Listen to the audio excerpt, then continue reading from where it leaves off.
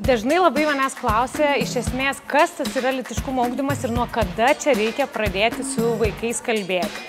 Tai keletas svarbių dalykų yra tokie. Pirmas, tai lytiškumo ugdymas yra apie mus pačius, apie labai svarbų dalyką, apie mane patį ir mane pačią, apie mano kūną, apie tai, kas vyksta su manimi, apie mano ribas, apie mano saugumą, apie santykius su savimi ir kitais žmonėmis.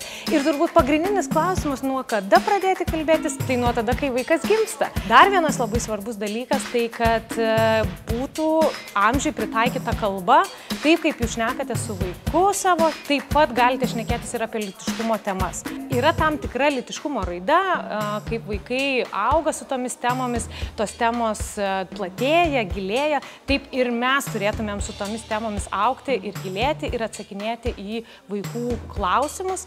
Ir dar vienas momentas yra atsakyti vaikams tiek, kiek klausia, nes vaikai klausia labai daug, mes galim išsiplėsti ir iš tikrųjų pradėti pasakoti pasakas, o jiems reikia tiesiog vieno konkretaus atsakymo. Domėkitės temomis ir domėkitės tuo, ko domisi jūsų vaikai. Tada galėsite užsikurti ryšį ir šitos temos nebeatrodys kaip kažkoks Hario Poterio pasaulis, o atrodys visiškai kasdieniškos temos, kuriomis galime diskutuoti su vaikais, atsakyti jų klausimus ir nebijoti kartu leistis į lytiškumo ugdymo pasaulį.